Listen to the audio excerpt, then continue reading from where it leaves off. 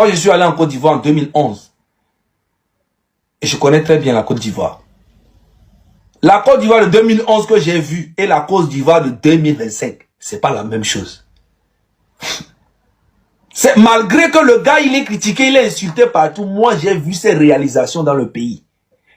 Il a laissé des traces. Dans mon propre quartier, Saint-Viateur, je suis retourné tout récemment, il y a même pas 4 mois. Je suis retourné dans mon quartier Saint-Viateur, je ne retrouvais plus. En fait, c'est incroyable. Le rond-point jusqu'à le nouveau site, c'est incroyable. Tout ça n'existait pas. Il a laissé des traces. Je suis allé jusqu'à vers Yamoussoukro. Mais la route était extraordinaire, man. Elle est refaite. Des tunnels passifs. J'étais choqué. Ils sont trop loin de nous. Malgré qu'ils se plaignent, ils sont loin de nous. Pour un Togolais qui va en Côte d'Ivoire, mais il va trouver, mais c'est incroyable. Il n'a jamais vu ça. Vous voyez? Est-ce que vous comprenez? En tant que Togolais, pour moi, Ouattara, mais il peut venir même faire 100 ans au pouvoir au Togo. C'est une vérité. Mais Fonya Singbe,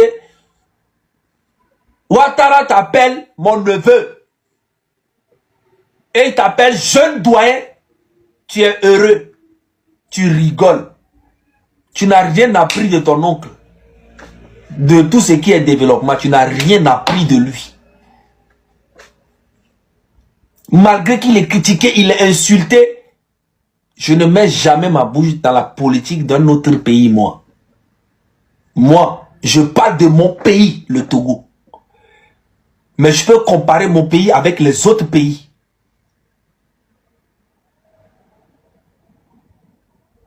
Vous comprenez? Fonya Singbe, il est assis. Ouattara l'appelle mon neveu, jeune doyen. Il est heureux.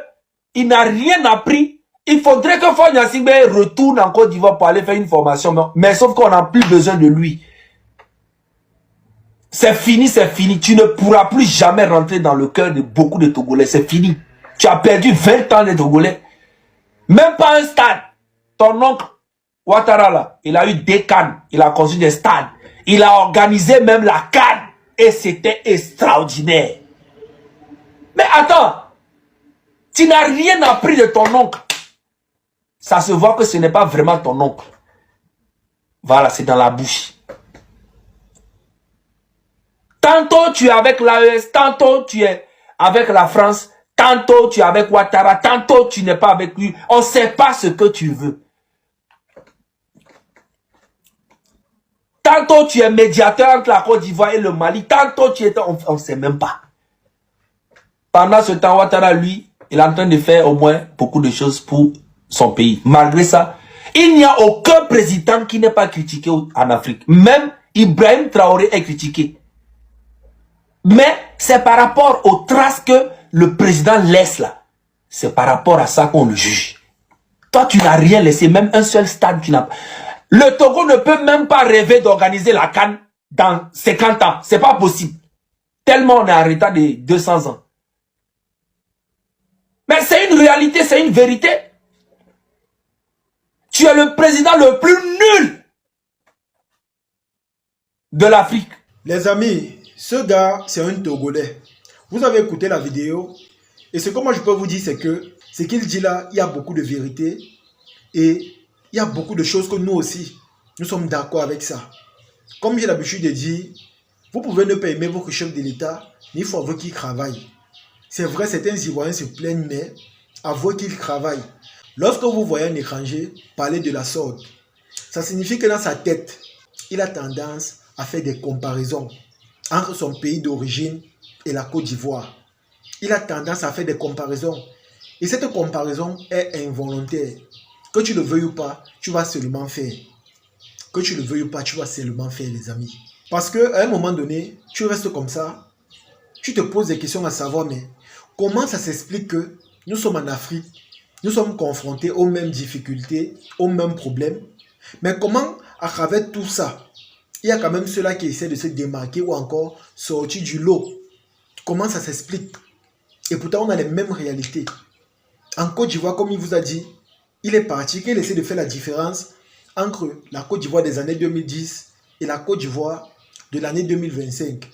Il y a une grosse différence. Il y a un gros changement. Il faut simplement être ingrat pour voir que les choses n'ont pas changé.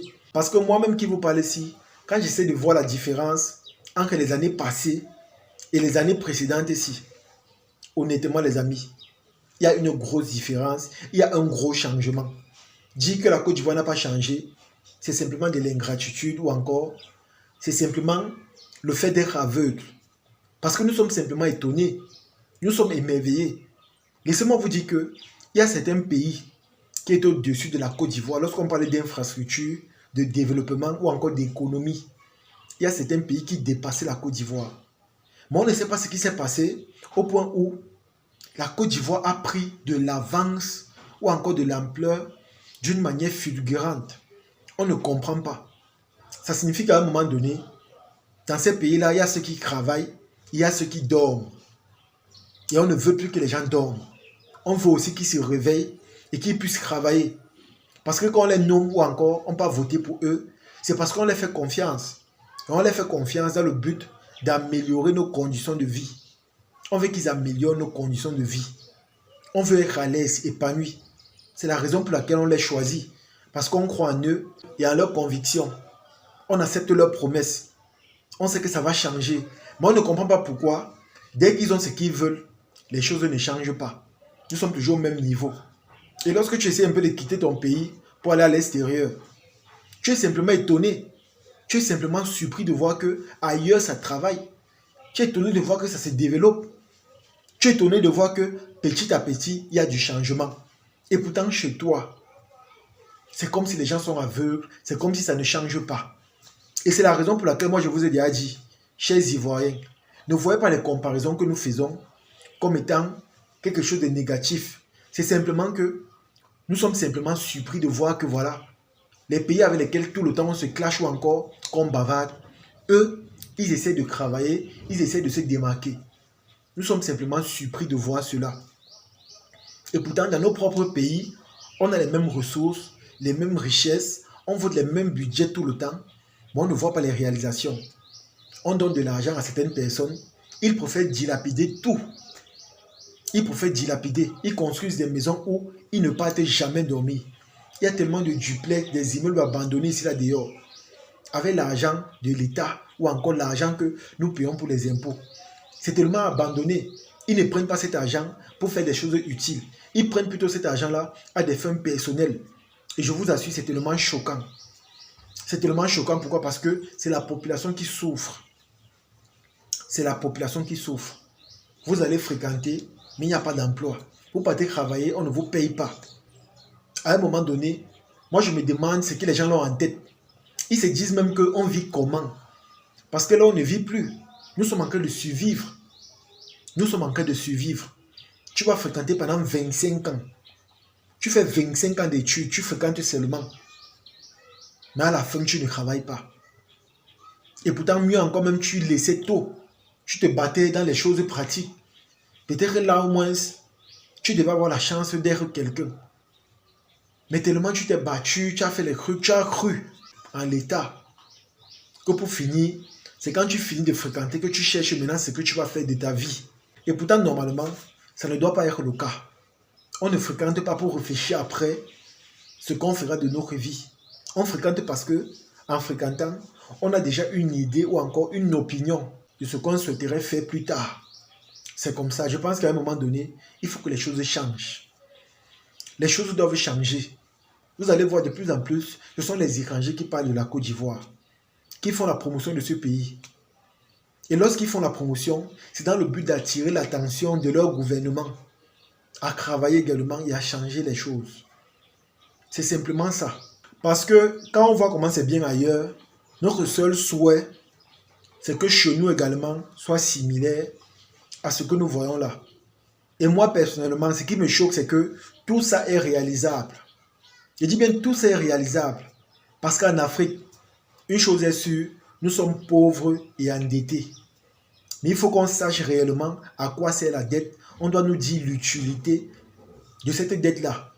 Parce que si on s'endette, Je dis bien que si on s'endette, bon, on ne voit pas les réalisations, on ne voit pas ce qu'on fait avec, c'est que ça ne vaut pas la peine.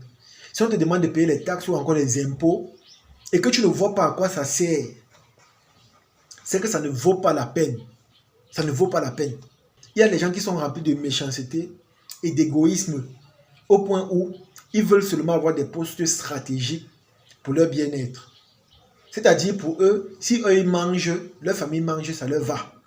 Ils ne gèrent pas le reste. Et pourtant, nous, en tant que citoyens, c'est nous qui choisissons nos élus dans le but que voilà, ils nous facilitent la vie ou encore ils améliorent nos conditions de vie. Comme j'ai l'habitude de dire, c'est vrai, tout le monde ne peut pas travailler pour l'État, mais une chose est sûre, on peut quand même améliorer les conditions de vie des habitants. Et lorsqu'on va améliorer, ça va créer beaucoup plus d'ouvertures ou encore d'opportunités.